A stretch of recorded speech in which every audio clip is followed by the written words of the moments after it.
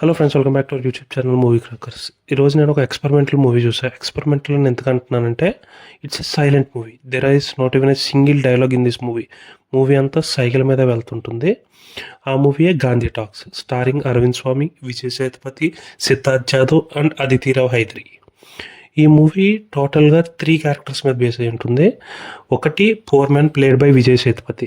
ఆయన అంత పేదరికంలో ఉంటాడంటే ఆయన రోజు తినే ఫుడ్ కూడా ఇంకొక ప్లేట్లోంచి తీసుకోవాల్సి వస్తుంది. వాళ్ళ మదర్కి హెల్త్ బాగోదు. ఆయన జాబ్ కోసం ట్రై చేస్తుంటాడు, బట్ లంచ్ ఇవ్వలేక రిజెక్ట్ అవుతుంటాయి.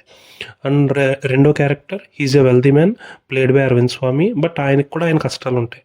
అంటే ఆయన కంపెనీ మునిగిపోతుంటుంది, వాళ్ళ ఫ్యామిలీ ప్లేన్ క్రాష్లో చనిపోతారు, ఆయన కష్టాలు ఆయన ఉంటాయి.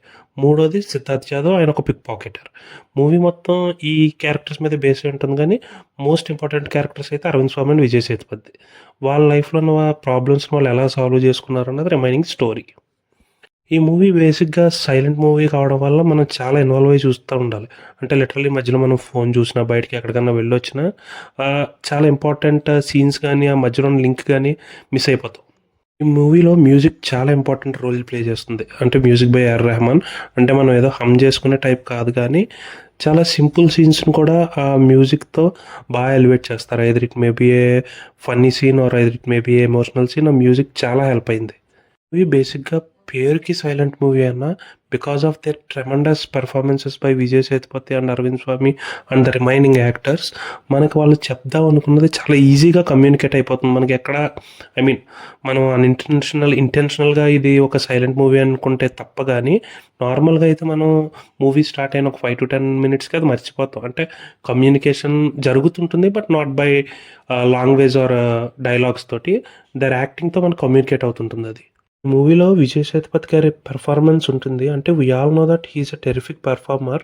బట్ ఈ మూవీలో ఆయన క్యారెక్టర్స్కి ఉన్న లేయర్స్, అంటే ఒక కామెడీ అయితేనేంటి, డ్రామా అయితేనేంటి, ఎమోషనల్ వైజ్ అయితేనేంటి, ఒక లవర్ క్యారెక్టర్ ఉంటుంది అదైతేనేంటి, ఒక లైఫ్లో చాలా దెబ్బలు తిన్న మనిషిగా, that with only expressions not with dialogues, అంటే he did a tremendous job.